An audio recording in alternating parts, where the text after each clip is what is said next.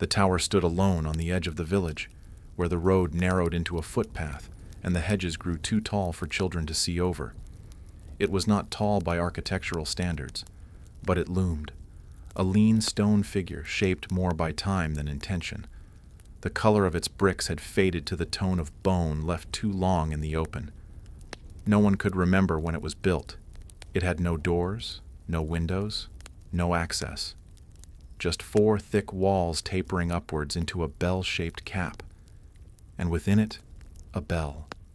A bell that never rusted. A bell that rang. And always without wind. People did not go near it. They trimmed the hedges around it once a year, always in silence, always before sunrise.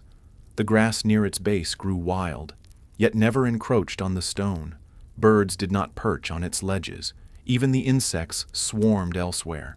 It wasn't forbidden exactly. There were no signs, no legends passed in whispers. Only a shared understanding that some places were better left uninvited. The children grew up not playing near it. The lovers never carved initials into its stones. Even the curious, as they aged, lost the urge to touch it. It was not feared. It was simply respected.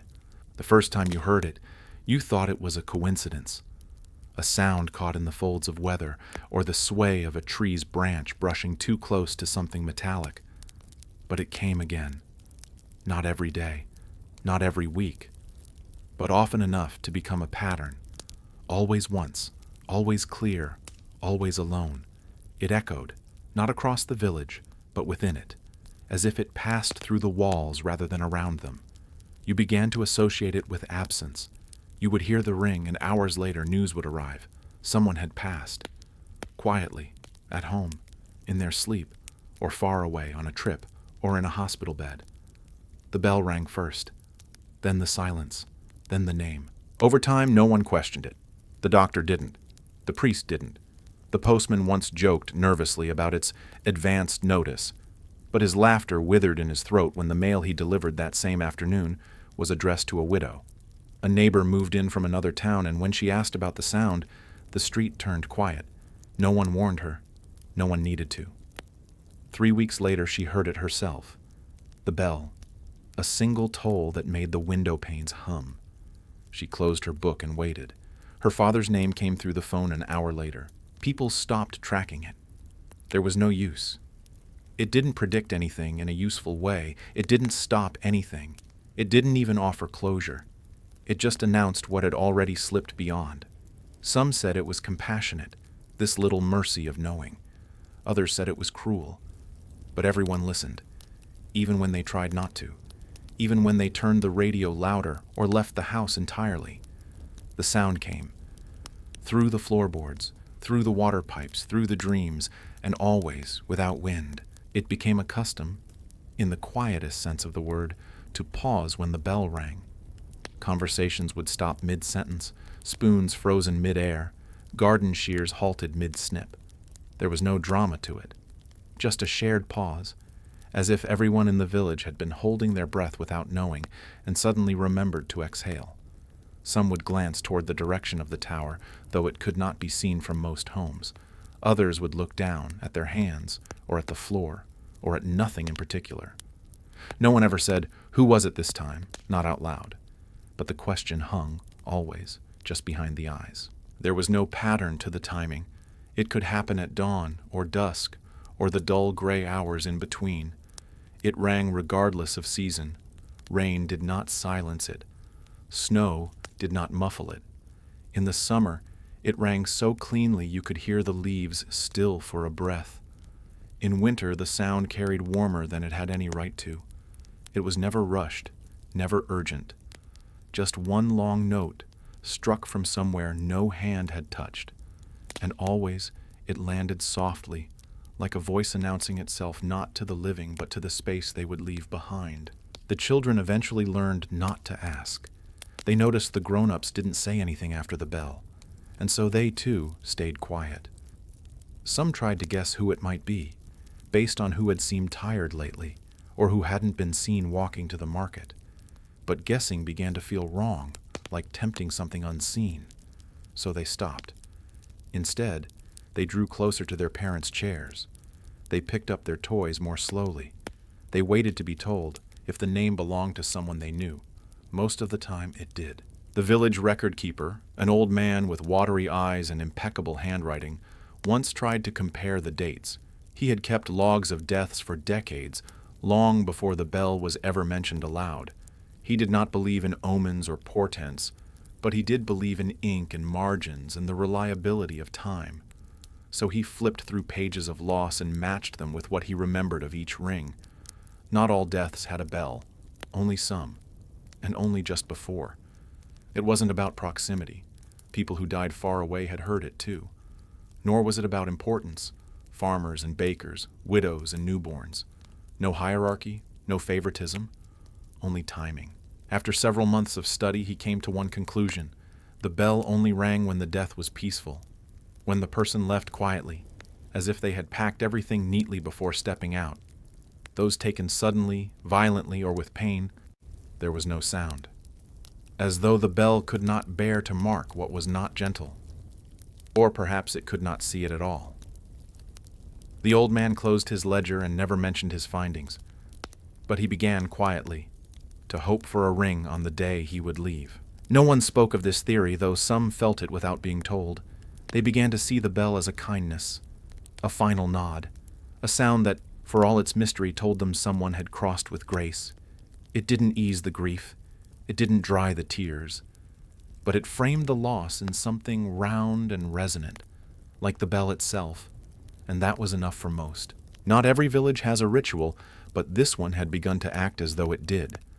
After each toll, someone, no one knew who started it, would leave a small white stone on the fence that encircled the tower. Just one, smooth and silent, no names, no dates. By the end of each week, the stones would be gone, collected, swept, vanished. No one knew, no one saw. But the fence never held more than 7 stones at a time. A quiet accounting, always refreshed. The village understood it not as magic, but as rhythm. One evening, a painter passing through the town asked if he could sketch the tower. He had heard the stories in a tavern, and curiosity had taken root. No one stopped him. They only warned, gently, that the tower was not decorative. The man laughed and nodded, setting up his easel on the hill opposite the structure. He painted until the light failed, his brush dancing in twilight tones. He left the next morning. Weeks later, he mailed the village a copy of his work. But the tower was not there. Just trees, just hedge, just an empty patch of earth where something should have stood. And yet, he swore he had painted it, line for line. The villagers did not send a reply. They simply stored the painting in the town hall's archive, next to other small mysteries no one wanted to throw away. A weathered weather vane that spun opposite the wind. A mirror that did not reflect the bell tower's silhouette. A rusted key, too large for any known lock. Nothing was catalogued, but everything was kept. The years passed with steady softness, as if time too were walking barefoot through the village. Some of the oldest residents had never left. Some of the youngest never would. Change came in small doses. A new roof tile, a painted shutter, a garden grown wider than its fence. But the bell never changed. Its tone never shifted. Its volume never rose. Its purpose never faltered. Generations grew around it like moss on stone, clinging, adapting, but never displacing. There were whispers sometimes of those who had tried to stay past their time, people who sensed the approach of the bell and resisted it. They clung to breath, to heartbeat, to tethered thoughts. But the bell did not ring for them, not until they let go. It seemed to require surrender. It did not pull. It waited. It watched. And when it sounded, it was only because someone had agreed, in the deepest chambers of their quiet, that it was time. A nurse once described the moment her patient passed, and how the bell had tolled just as his hand loosened in hers. She said the sound had not come from outside the building, but from inside his chest. A resonance she felt in her own bones. No one challenged her. No one questioned the metaphor. Instead, those who heard the story simply nodded, as if something they'd felt but never named had just been spoken aloud. There was a woman who lived closest to the tower. Her house, modest and wrapped in ivy, sat just across the narrow path from the hedge that ringed the stone base. She did not build the house. She had inherited it from her aunt, who had lived there since before the war. Some said her aunt had gone deaf in her final years, and thus had not heard the bell when it came for her. But the woman knew better. Her aunt had gone quietly, during a gentle rain, and the bell had sounded at dusk. She remembered the tone clearly, because she was the one who paused mid-step and felt the weight of it settle in her chest before the phone rang. She had never married, not from bitterness or loneliness, but because her life had always been full in other ways. She baked, but never for sale. She wrote letters, though rarely received replies. She kept journals, lined up like tiny sentinels across her shelf. The bell was a presence she had grown used to. Not quite a neighbor, not quite a stranger. Just there, always there. Some nights, when the air was clear, she would sit by her window and look toward the shadowed outline. It never moved. It never changed. But she had a sense, sometimes, that it knew she was watching. Over time, the closeness shifted from coincidence to ritual. She began noting the exact minute of each toll. She logged the weather, the temperature, the phase of the moon. She never sought to explain the bell. She knew better than that. But she wanted to honor its rhythm. She treated it like a season, a force, a participant in time rather than a disruption.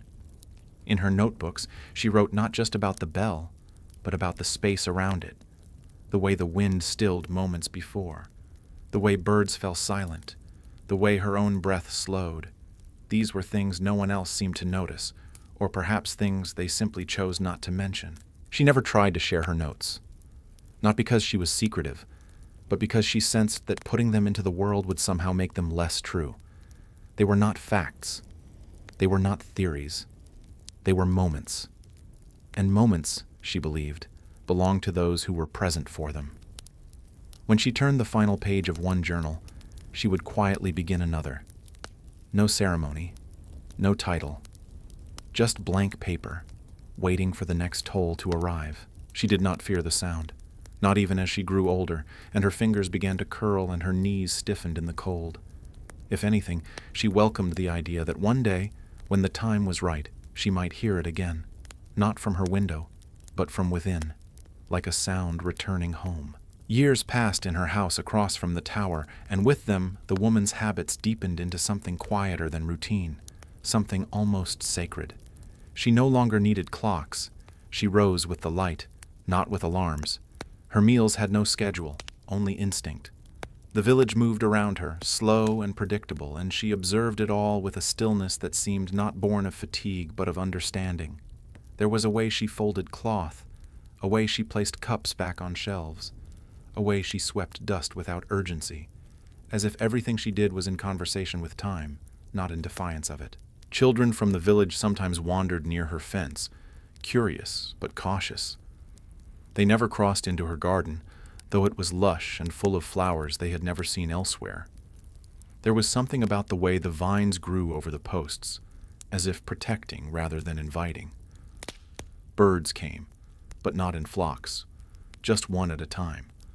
A robin here, a sparrow there, and always they sang softly, as though not wanting to disturb something older than themselves. Inside the house the air was always cool, even in summer. The curtains were light, letting in enough sun to mark the passing of the day, but never enough to wash away the shadows completely.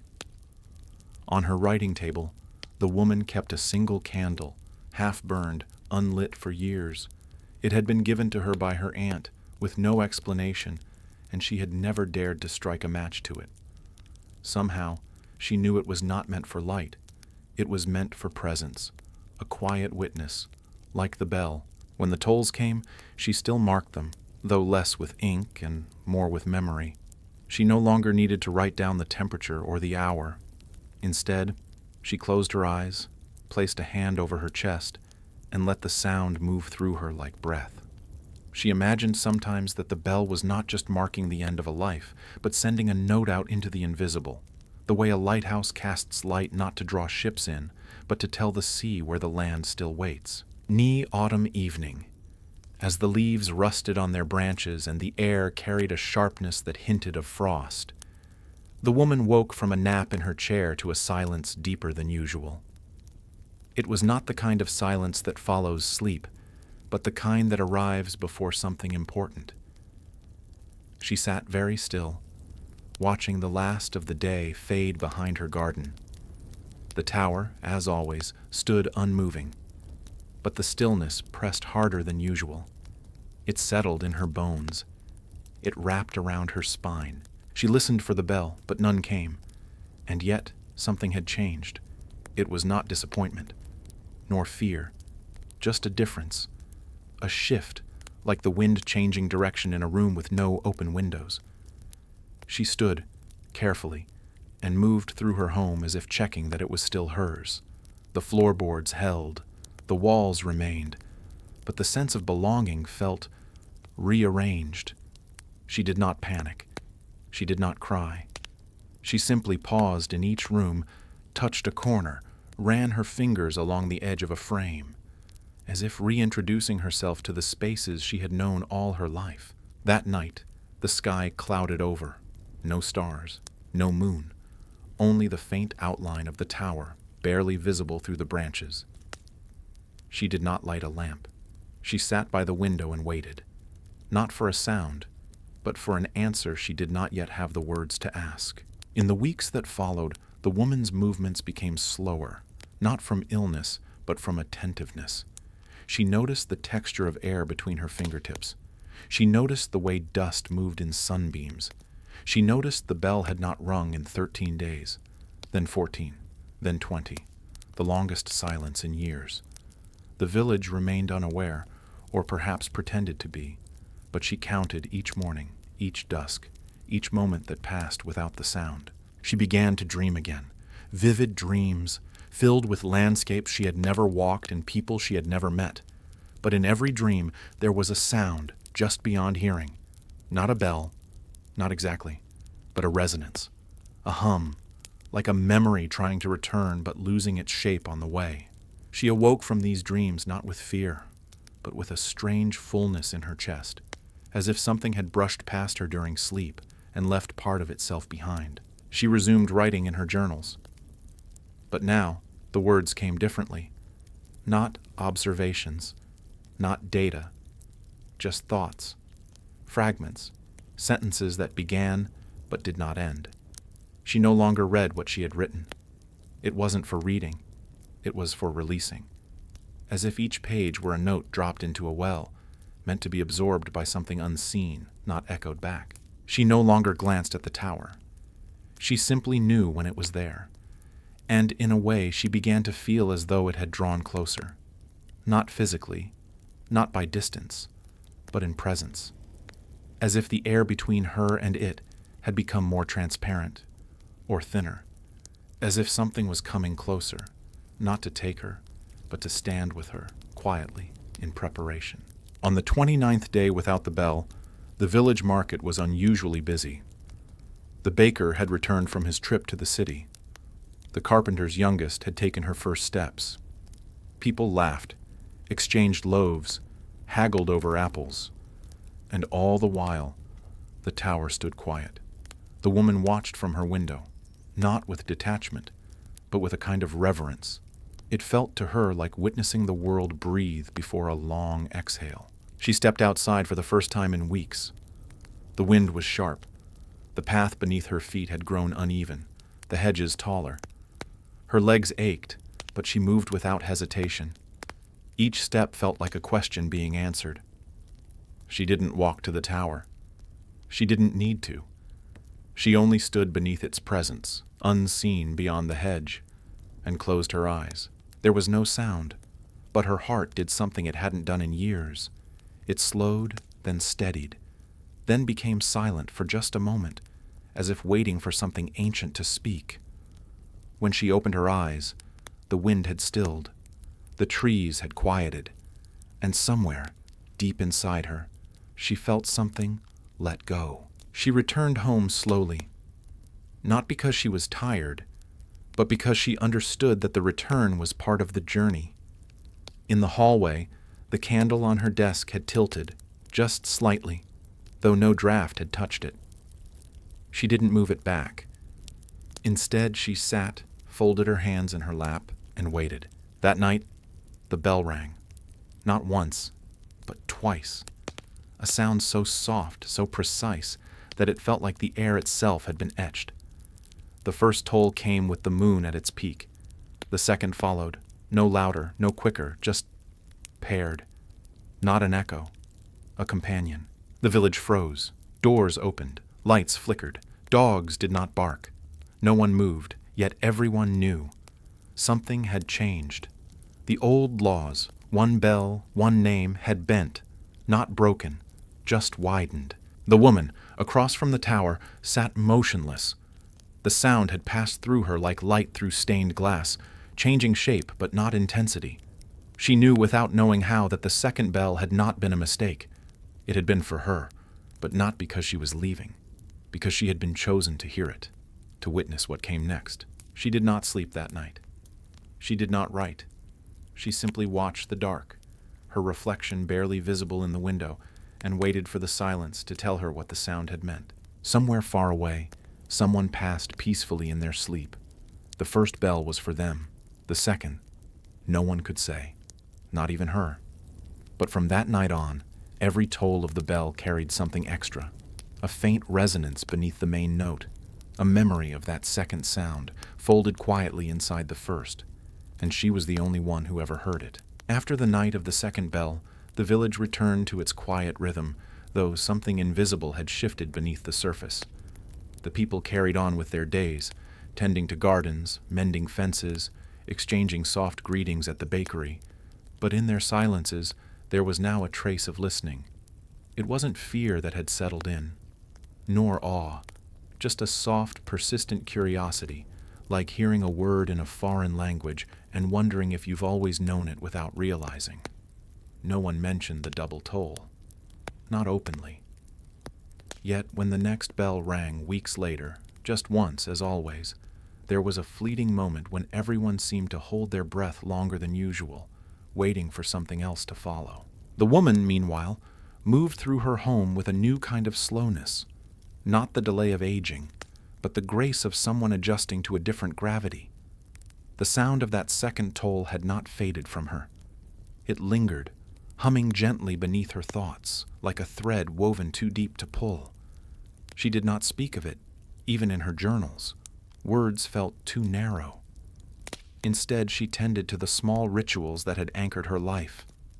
Folding linens, steeping tea leaves, brushing the dust from picture frames she never filled. And always, always, her gaze would eventually drift to the tower, not to seek answers, but to remain open to them. It was during this time that she began to hear other things. Not voices, not music, but patterns. A certain way the wind shifted through the hedges, a pause between bird calls, the sound of a leaf striking the glass, then nothing for hours. These were not messages exactly, but they felt intentional, as if the world had taken on a new kind of speech, one without syntax, but not without meaning. She listened not for knowledge, but for presence, for confirmation that whatever had happened that night had not simply slipped away into the void. No one else mentioned the bell anymore, not even in hushed tones or cautious glances. Perhaps they feared naming it would call it again. Or perhaps they believed that something so sacred ought to be left untouched. But the woman did not share their restraint. Not outwardly, but in her quiet way, she acknowledged the bell's shift. She placed a single white stone in her garden, just inside the gate, and left it there. Unlike the ones at the tower, this one remained. Days passed. Rain came and went. The stone held its place. And each morning, as she passed it on her way to the kettle, she would glance at it with a look that was neither grief nor hope, only readiness. Autumn deepened into something darker, not in color, but in quiet. The trees held their leaves longer than usual, as if reluctant to let go, and the air grew stiller by the day.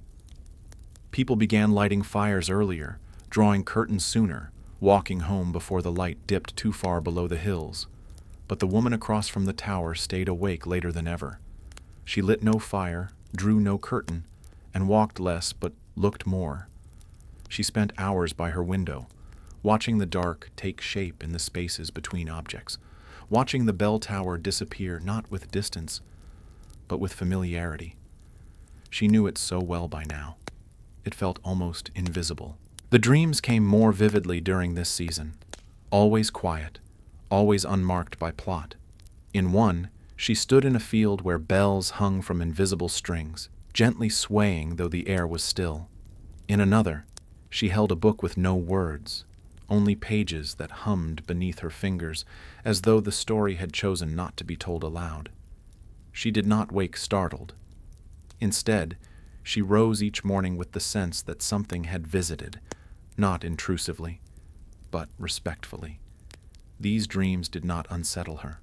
They softened her, and she welcomed them like a letter arriving without a name, but addressed to her all the same. She stopped recording the date of each bell, not because she forgot, but because she no longer needed proof. It had become less an event and more a gesture, like rain watering the roof as well as the roots. She noticed that the village no longer placed white stones by the tower. Perhaps they had grown used to absence, or perhaps they believed the ritual belonged to the past. But she continued to tend her own stone, brushing the dew from it each morning with the corner of her shawl. It remained cold, smooth, and perfectly still, but in its stillness she felt accompanied. One morning, a soft frost coated the edges of her garden, clinging to petals that had not yet surrendered to winter. The sky held that pale, washed tone that comes just before snow, though none had fallen. She stood at the threshold of her home, not stepping out, but not fully inside either. The air had changed. It did not press against her skin as before. It lingered, as though waiting to be acknowledged. And in that pause she understood. Someone would go soon. She didn't know who, and she didn't need to. It wasn't a premonition. It was a recognition, like sensing a departure without hearing a goodbye. She boiled water, not for tea, but for company. The steam rose quietly, swirling against the window pane, mimicking the shapes she had seen in dreams. As she sipped, her hand trembled, not with age, but with anticipation. She could almost hear the bell already, not its note, but the silence that came before it. That thick, still moment when the world leaned in to listen. She watched the clock without seeing it. She stirred honey into nothing. The world had paused, and she had paused with it. Then, nothing. No bell, no name. The day unfolded slowly, stretched thinner than usual, like dough pulled too far. The silence became not a prelude, but a presence in itself. And she understood that the waiting, too, was part of the toll. That sometimes the bell was not a sound, but an absence left behind when a sound was withheld. And in that gap, life rearranged itself without notice. She closed her journal that night without writing a word, and left the candle unlit. The following days carried an odd stillness, as if the village were walking softly around something fragile but unnamed. People smiled more gently, lingered longer at doorsteps, and let their words trail off rather than finish them. It wasn't grief. It wasn't dread. It was a collective leaning toward something they couldn't see. The woman noticed the shift not in their faces, but in their footsteps. Slower, rounder, as though the ground had grown softer overnight. Even the crows, those rough-voiced messengers, cried less. It was as if everything had turned slightly inward, listening not to the bell, but to the space that surrounded its silence. She resumed writing, but only in fragments, not sentences, just thoughts that refused to be tied together. The frost remembers more than the flame, one page read. Another, sometimes the absence hums louder than the toll. She left entire pages blank between these notes, not as mistakes, but as placeholders for what had not yet arrived. Her handwriting grew looser, more curved, less certain, but also more alive, as though each word were not carved, but breathed. She began placing a second stone beside the first, not to mark another death, but to mark the space that opened between tolls, the space where nothing happened, but everything was felt. She tended them equally, side by side, each morning, one for departure, one for waiting. Together, they held the shape of her understanding. She did not explain them, not even to herself. They simply made sense, in a way that did not require naming. The bell did not ring, and yet, every corner of her home seemed to lean slightly toward the tower, like flowers tracking a sun that hadn't yet risen. It was on the 34th morning of silence that she noticed something missing. Not an object, not a sound, but a shadow. The bell tower's long silhouette, which normally stretched across the grass in the early light, had failed to appear. She looked again, adjusting her eyes, blinking against the pale gold dawn. Still nothing. The tower itself remained, unmoved, unbroken, but it cast no shape. The sun touched it, yet ignored it, as though the light had forgotten to account for it. She stepped outside, walked slowly to the edge of the path, and confirmed what her eyes had told her. The tower was real, but its shadow had vanished. She did not feel alarmed. She felt invited, as if the tower had chosen, finally, to shift from watcher to participant. She returned inside and sat with the journal open on her lap, but wrote nothing. Her thoughts were too still to capture. She poured a cup of water and held it without drinking. For the first time in years, her house felt unfamiliar, not in its structure, but in its weight. Something was preparing to move, not leave, but move, and she would not stop it. That afternoon, she left the second stone in the middle of the path, where no feet passed, just in reach of the tower's grass, but far enough to remain hers. It felt like a bridge, not between people, but between understandings. That night, she dreamed of the bell ringing underwater, each toll sending ripples through a sea with no shore. When she awoke, she could still feel the pull of the sound, not in her ears, but in her lungs. When the bell finally rang again, it rang exactly once. But something in its resonance had deepened. The note was no longer a simple toll. It carried weight, age, layers. It rang not just for a life ending, but for a space being acknowledged. The villagers paused as usual, but this time the silence afterward did not fade quickly. It lingered like mist in a hollow. People moved slower that day, not because they were sad, but because they were listening for what might come next. The woman knew that the bell had not tolled for her, nor for anyone nearby, but it had passed through her again, like a familiar visitor who no longer knocked. She placed her hand over her chest and exhaled, not in relief, but in recognition. The second stone remained untouched on the path, catching the light. No one had moved it. No one dared, and she knew without question that it belonged there now. Just as the bell belonged to both presence and absence, so too did the stone mark a point between what had passed and what had not yet arrived. That evening, she lit the candle for the first time. The flame flickered as if uncertain, then steadied. She sat beside it without reading, without writing, simply letting the light cast shapes across her walls. The tower outside remained without shadow, but inside her, something had begun to glow. Not loudly, not even brightly, but undeniably. And in that glow, she felt not comfort, but clarity. The bell had always tolled for endings, but perhaps, now, it had begun to ring for beginnings too. Winter came softly that year, arriving not with blizzards but with breath. The snow fell in slow confetti, floating sideways through the trees, landing without sound. The village embraced the quiet without resistance. Windows fogged, fires crackled, and voices lowered unconsciously, as if speaking too loudly might disturb something listening just beyond the walls. The bell did not ring that month, but its presence was thick in the air, more felt than heard, more heard than seen. It lived in the rhythm of footsteps on frozen ground, in the hush that settled between sentences, in the way people paused before opening their doors. The woman noticed these shifts the way one notices the movement of tides, not sudden, but absolute. Inside her house, the candle remained lit. not continuously, but often. Sometimes it burned for hours while she read nothing and wrote nothing. Other times, she would light it only to watch its flicker dance across the table, casting long, fluid shadows that resembled figures she couldn't name. The flame had become a companion, not in warmth, but in witness.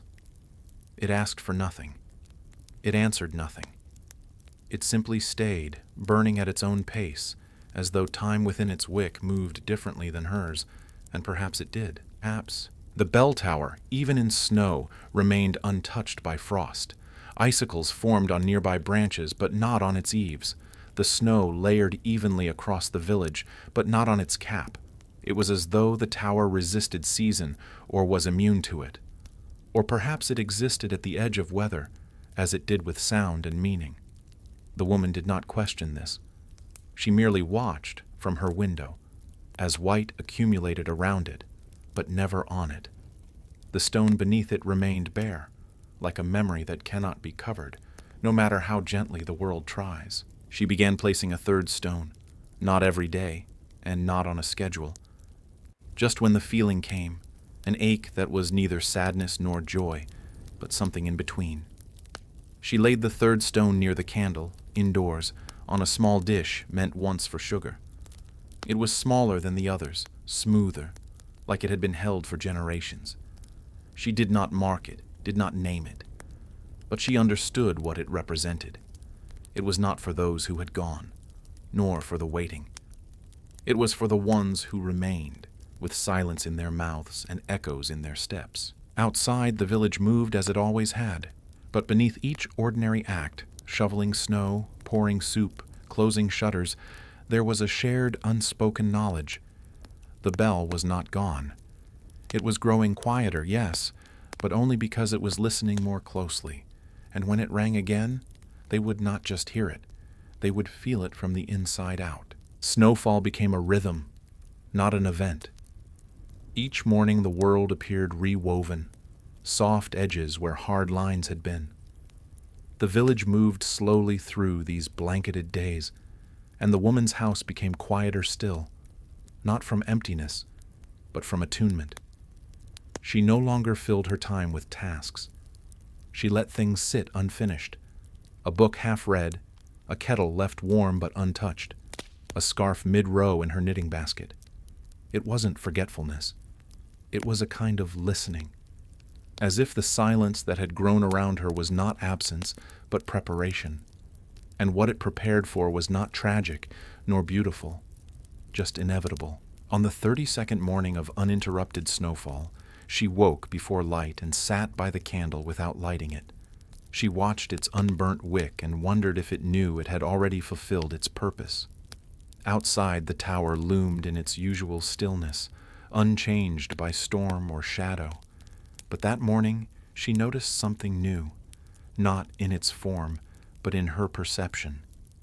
The tower no longer felt separate from her. It felt internal, like a thought she had been having for years, but had only now remembered. She rested her hand on her chest, not to calm it, but to acknowledge what stirred beneath. The bells had been silent for weeks, yet she did not miss them.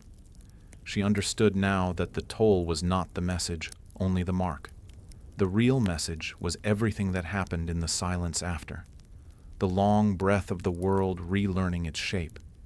The hush that fell not as fear, but as reverence. And in that space, she had found something not even sound could carry, a kind of belonging that needed no witness, no echo.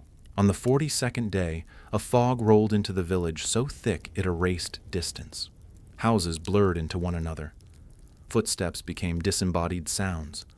The bell tower disappeared completely, though no one doubted it remained.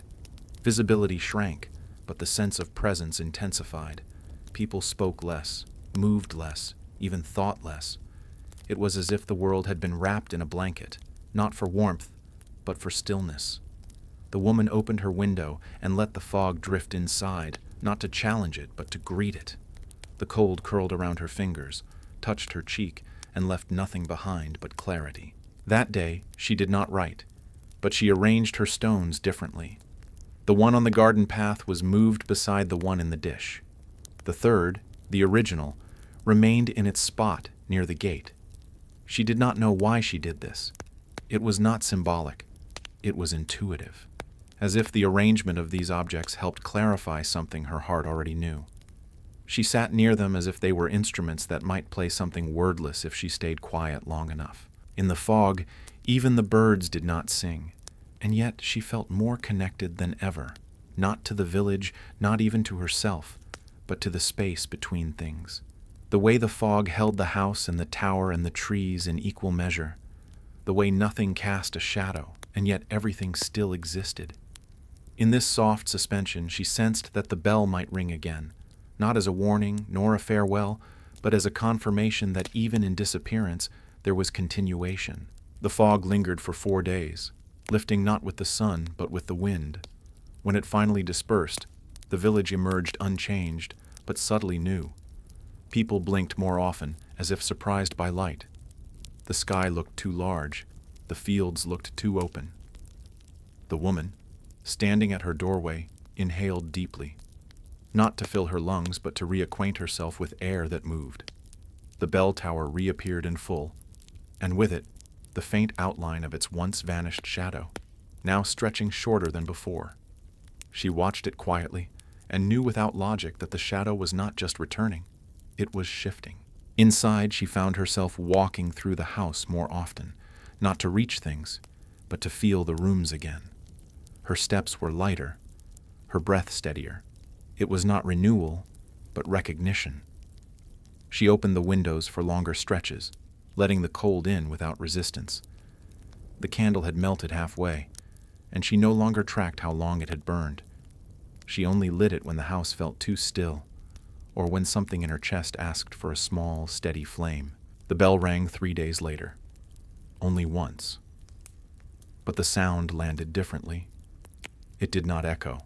It soaked into walls, into skin, into silence. The villagers paused, as always, but none reached for coats or glanced at calendars. No one needed to know who it was. What mattered was that someone had left, and in doing so, had joined something wider than memory. The woman sat by her stones and touched each one gently. The air around her felt thinner, as though a curtain had been drawn back just slightly, revealing not what lay beyond, but the fact that there was, indeed, a beyond. The next morning, a crow landed on her windowsill. It did not caw. It did not flutter. It simply stood, watching her with eyes that gleamed too deeply for a creature of feathers. She met its gaze without flinching. The stillness between them was not confrontation. It was acknowledgement. After a few minutes, it flew away, not in haste, but in certainty. As it disappeared into the bare branches, she closed the window and turned back to her room with a strange sense of completion, as if a conversation had taken place entirely in the space between blinks. That afternoon, she took a walk. It was the first time she had stepped beyond her garden in weeks. The snow had hardened into a crust that crackled underfoot. The wind moved slowly through the trees, and the bell tower loomed ahead, its form now sharply defined against the white. She did not approach it. She did not need to. She simply walked near enough to feel the slight change in air, the way it cooled her skin even in stillness, the way sound thinned just around its base. She stood there for a long while, letting the cold reach her bones, letting the silence wrap around her. And when she turned to go, she left no footprints in the snow behind her. Back home, she rearranged the stones one last time, 3 in a line, equidistant, facing the window. They no longer represented moments. They now marked a threshold, not of death nor life, but of understanding. She sat with them until the light faded and her reflection merged with the room. She did not speak. She did not move. But her presence filled the space entirely, as if she had become the silence the bell once passed through. That night the bell did not ring, and yet something shifted in the air as if it had. A subtle hum lingered over the rooftops, brushing against chimneys and slipping beneath doors. The villagers stirred in their sleep, not waking, but dreaming differently. Dreams not of loss, but of continuity, of paths through fog, of towers that breathed, of soundless light. In one house, a child murmured a name he had never heard. In another, a widow smiled without knowing why. Something was settling. Something was aligning. In the woman's home, the candle burned low. The flame no longer flickered. It simply leaned, steady and small, casting an amber halo that touched all 3 stones and then returned to the walls. She sat beside it, hands resting loosely on her lap, eyes half closed. She felt no pull, no urgency, only presence. Time thickened. The lines between things blurred. She became not the watcher, but the watched. Not the recorder, but the record. And in that quiet, she knew. The bell had never been separate from her. It had always rung through her. As midnight approached, the candle dimmed, then sighed into smoke. The air held still, not heavy, not hollow, just still. And in that stillness, something ended. Not her life, but a waiting. A long, patient waiting that had stretched across years and pages and tolls. She smiled, not for what had come, but for what had always been there, waiting for her to notice. Outside, the tower stood as it always had, but this time its shadow curled slightly toward her window, like a gesture made in gratitude. Spring did not arrive with color that year, but with clarity. The snow receded in silence, leaving behind a ground that did not rush to bloom. The earth breathed slowly, and the village followed its pace. Buds remained closed longer than usual, and the trees stretched bare limbs into warmer air as if testing its sincerity. Rain came gently, falling straight down, soaking into soil that accepted it without fanfare. The world was not awakening. It was remembering. And in that remembering, everything moved with reverence, as though spring were less a season and more a truth that had been waiting for the right quiet to return. The woman's home looked unchanged from the outside, but inside, it had softened. The shadows fell more evenly. The light lingered longer in corners it used to avoid. Her movements had grown slower still, not from weakness, but from a kind of distilled purpose. She did not do more, but what she did felt final, not in the sense of ending, but of completion.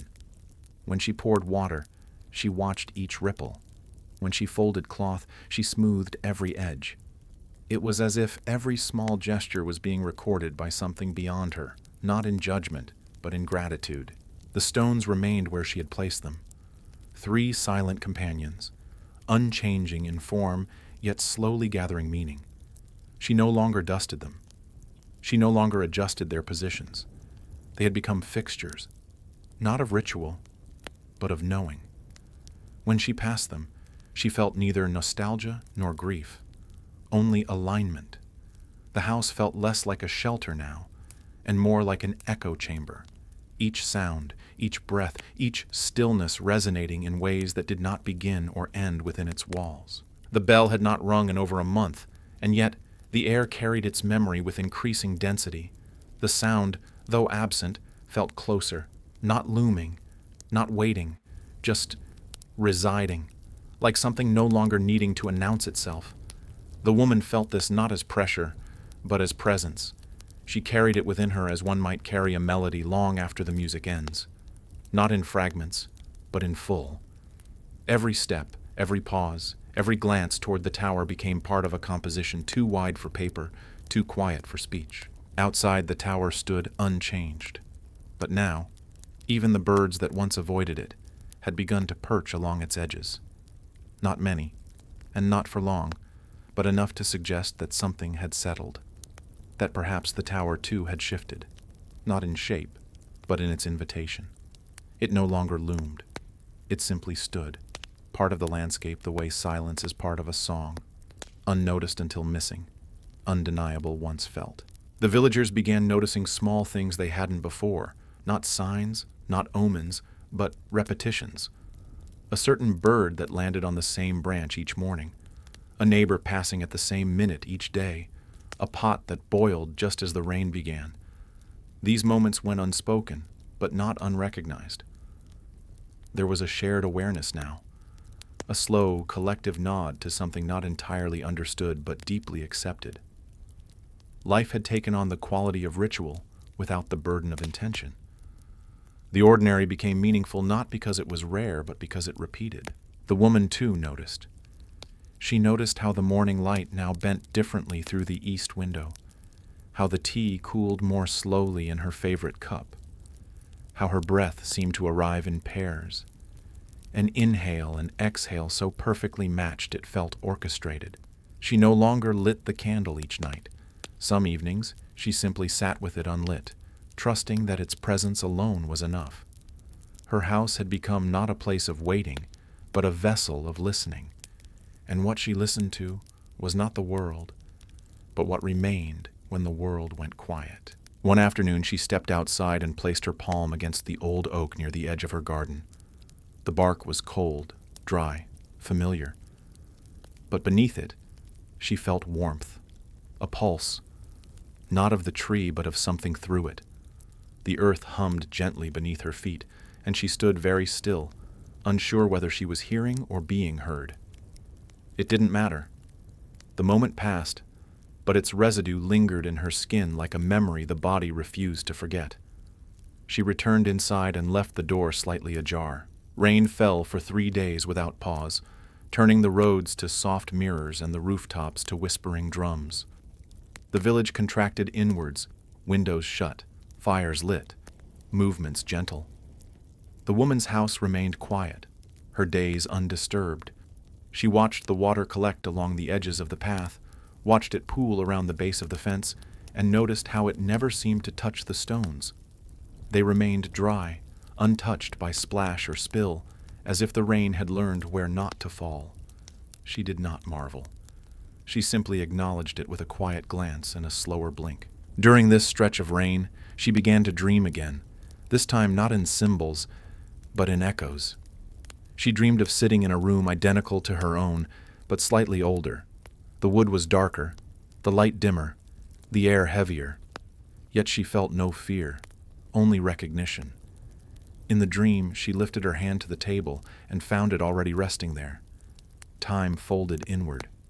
Nothing happened, but everything was known. When she woke, she did not question the dream.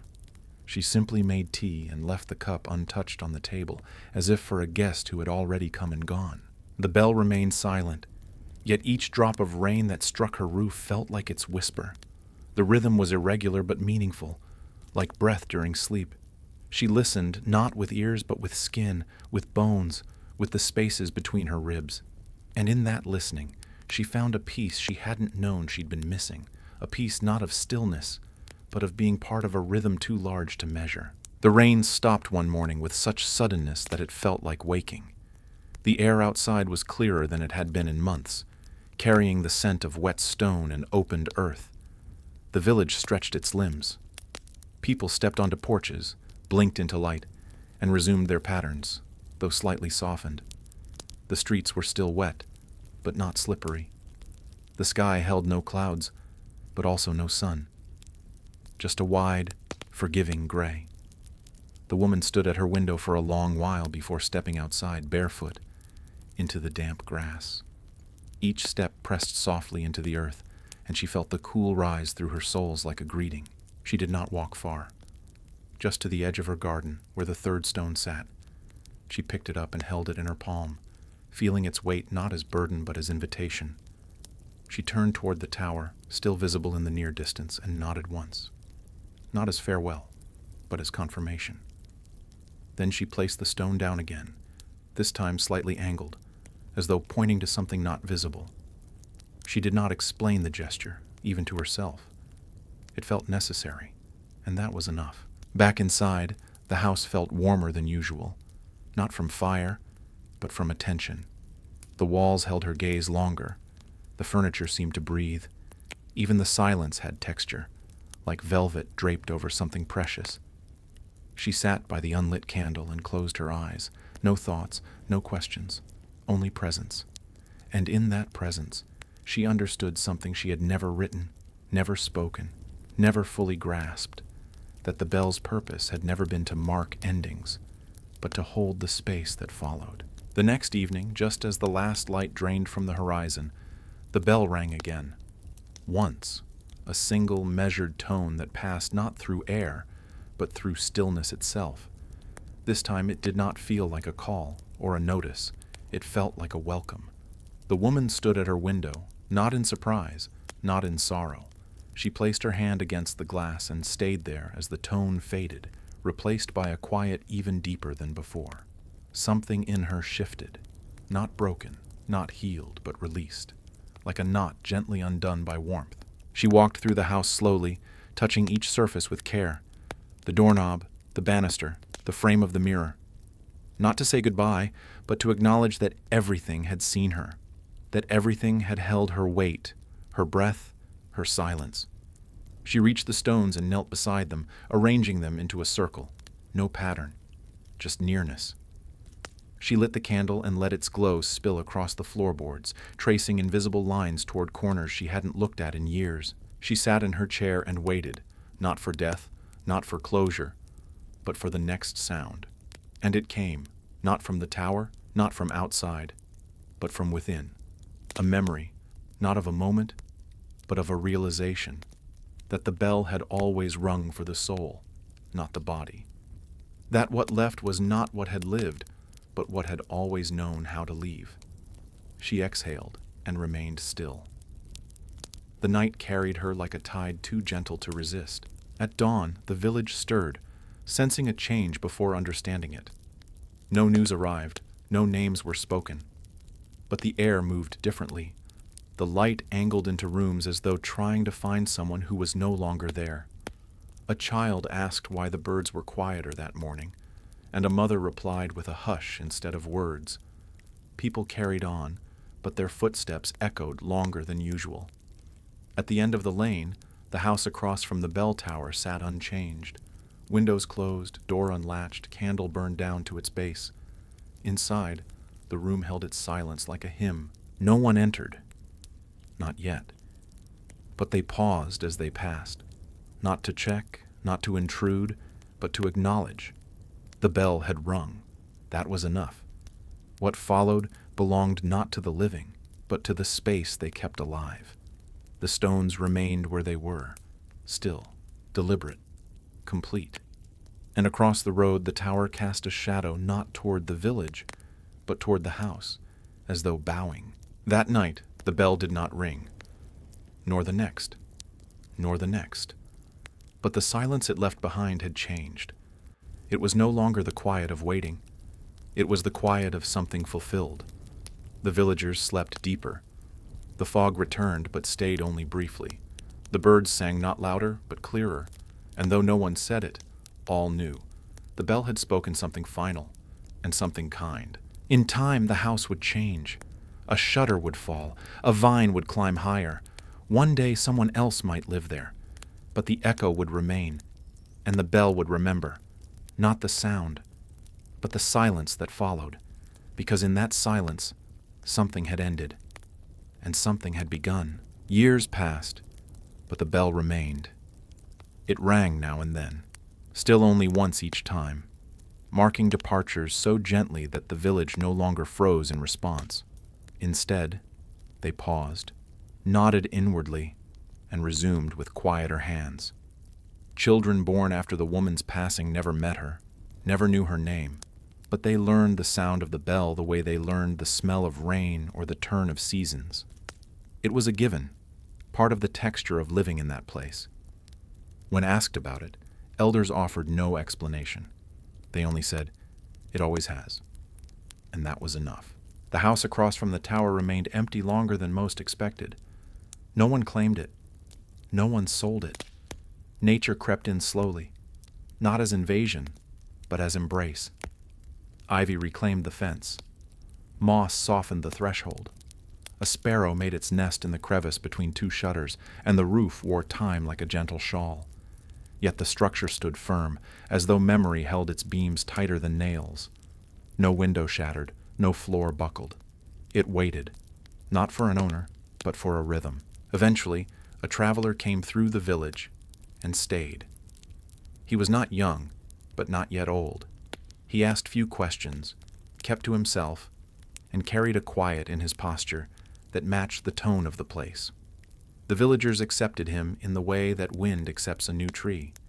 When he inquired about the empty house, no one warned him, no one encouraged him. They simply said, "It's there." And so he moved in, placing his few belongings carefully, as if setting them down not on floorboards, but on someone else's breath. He didn't change much. The furniture remained where it had always been.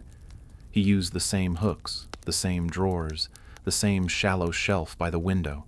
He found 3 smooth stones in a dish, and though he didn't know their meaning, he did not move them. Something in him understood that their arrangement mattered, even if the reason did not. He lit the candle once, briefly, then let it burn out on its own. The next day, he opened the windows and let the breeze in. It did not carry dust, only memory. Across the path, the bell tower stood. The traveler looked at it often, not with fear or wonder, but with familiarity he couldn't place. He didn't ask about it, he didn't approach it. But sometimes, late at night, he stood by the window and waited, not for sound, but for alignment. And in those moments, he felt something open in his chest, something like belonging, something like return. The traveler began keeping a journal, not daily, not methodically, but when the silence inside the house felt too full to contain. His entries were not stories or reflections. They were fragments, loose observations that came unbidden. The wind hesitated at the door today. A crow watched me eat. The light near the stairs hums differently in spring. He did not question why he wrote these things. It felt less like documenting and more like translating, capturing something the house had long been saying in its own quiet language. He found himself drawn to stillness more than motion. Tasks that once felt urgent, stacking firewood, mending socks, boiling water, became gentle rituals. He noticed how the spoon sounded when it touched the side of the cup, how the kettle clicked before it whistled. He had never been one for prayer, but now each small act felt like a form of reverence, not to a god or to a past he didn't know, but to the rhythm of the place. Even sweeping the floor felt like part of something older than himself, a cadence passed down not in words but in the angle of the broom. One evening, as the sky dimmed into that colorless space between dusk and dark, he placed a 4th stone beside the others. He didn't know why. He hadn't found it. It had simply been there, on the windowsill, smooth and dry, as if left for him by time. He held it for a moment, feeling its cool weight, then set it down gently beside the others. When he stepped back, he didn't look for meaning. He simply waited, and the house exhaled. The bell rang again that spring, once, clear, unmistakable. The traveler was in the garden when it came, pruning a vine that had begun to twist around the fence. At the sound, he didn't flinch. He simply looked up toward the tower, nodded once, and returned to his task. There was no one in the village who came to tell him the name. There was no name to tell. But he felt it all the same, a soft shift in the weight of the world, like a chair being pushed back from a table. Something had ended, and something else had been made ready. That night, he sat beside the unlit candle, the 4 stones beside him catching shadows from a moon that he couldn't see but knew was there. He didn't speak. He didn't write. He only listened, not with his ears, but with the stillness behind them, the kind of listening that waits for no answer, the kind that trusts what has no voice. And in that silence he realized that the bell no longer tolled just for those who left. It rang for the spaces they had opened, for the absences that now held shape. In the days that followed, he moved a little slower, not out of fatigue, but out of alignment. He let things finish themselves. He stirred his tea until the leaves settled on their own. He let the windows stay open long after the wind had gone. He was no longer waiting for anything. He had become part of the waiting itself. The tower, in time, began to change, not in form, but in how it was seen. New villagers spoke of it differently. They no longer referred to it as the bell tower, but simply the tower. Its tolls remained rare, singular, unhurried, but people began to hear them in ways unique to each ear. For some, it was a deep, grounding tone. For others, a high, wistful note. Children said it sounded like a long breath. Elders claimed it felt like a hand resting briefly on the shoulder. No one argued. All were correct. The bell no longer announced. It translated. The traveler grew older, not noticeably, but inevitably. His beard grayed, his steps softened. His writing, once sparse, became even more so, sometimes only a mark, a line, a page left blank with intention. The house welcomed the shift. Dust settled more slowly. The floor creaked less. Even the candle, though rarely lit, stood straighter, as though time within the room had learned to lean gently. Nothing asked to be changed. Everything simply adapted. One morning, the traveler placed the fifth stone. He did not explain it to himself. He did not feel ill. He had not dreamt of bells. But there was something in the way the sunlight struck the table, in the way the breeze moved through the open window, that told him the circle was nearly whole.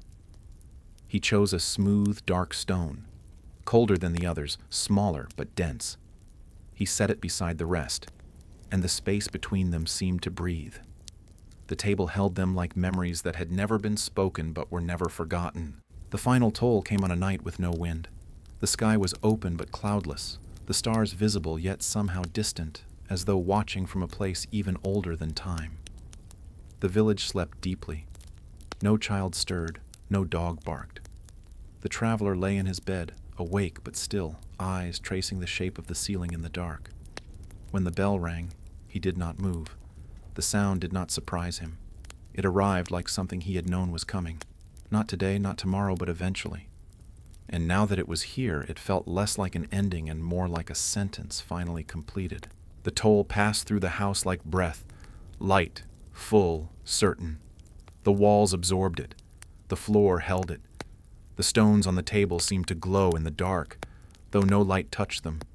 He closed his eyes, not to sleep, but to arrive.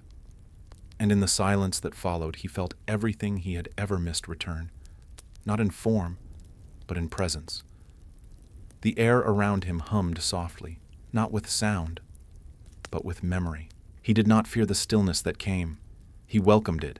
He let it fill him, stretch him, dissolve him. The bell had rung.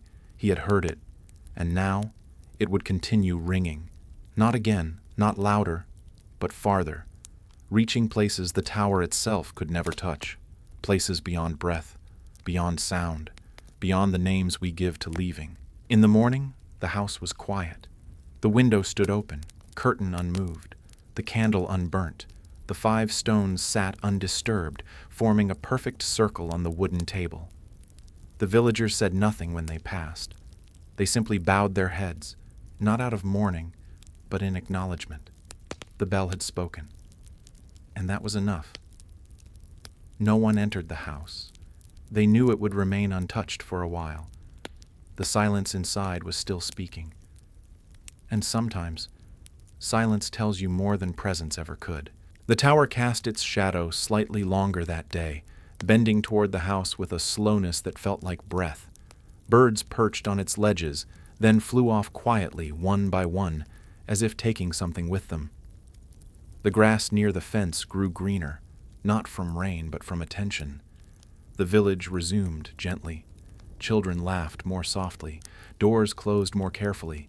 Even the footsteps along the path sounded less like interruptions and more like punctuation. Years would pass. Seasons would turn. The house might fade.